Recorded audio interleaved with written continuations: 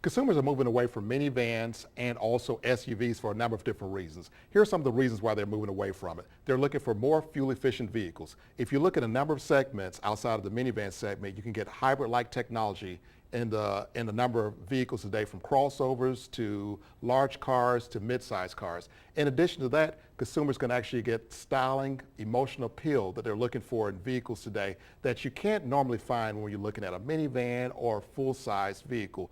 And consumers are also looking for the latest technological advances, which may not always be incorporated into minivans and SUVs, but you can actually get them in crossovers, which are car-based like vehicles, and you can also find it in compact cars, mid-sized cars, and in also the large car segment.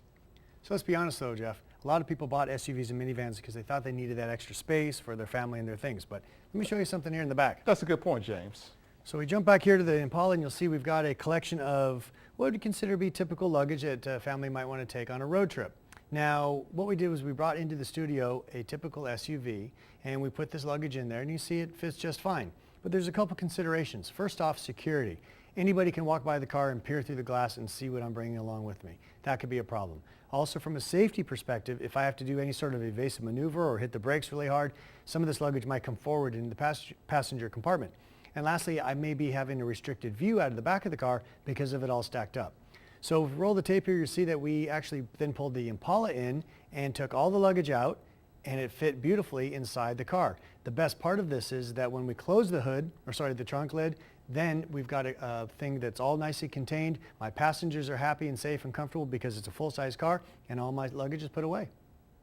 And in the full-size segment, you have a variety of models that's available in it. You have the segment leader, which is the 2013 Impala, and we expect it to be the same as far as in 2014. You also have the Chrysler 300, you have the Dodge Charger, you have coming out new the Kia Cadenza, you have the Ford Taurus, and the Nissan Maxima, which are all models that make up the full-size segment. And as we talk about full-size segment also, you have for the first time hybrid technology available in it. And you also have, with the hybrid technology, 4-cylinder engines. This is the first time, James, if you realize that within this segment that you can actually get a full-size vehicle with a hybrid engine that will allow you to achieve up to 40 miles per gallon with the Avalon hybrid. Yep.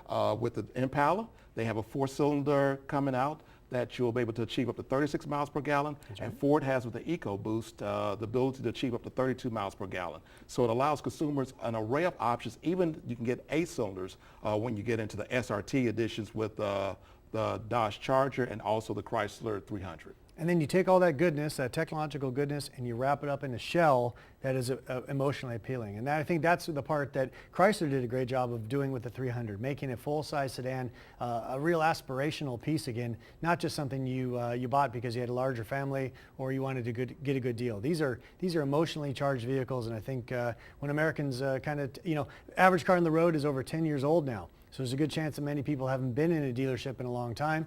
When they go in and see how things have changed, especially in this full-size segment, I think they're going to be pleasantly surprised. And they can get these vehicles at a competitive price from $27,500 anywhere up to about $44,000, nicely equipped. And so you have a number of different buyers who will be able to, depending on where their income level is, depending on what they're looking for, they'll be able to get an array of features available in the vehicles, such as miling system. Yeah, it really is going to be a new day. I think consumers are going to be really pleasantly surprised. Time to shake up your expectations and go shopping.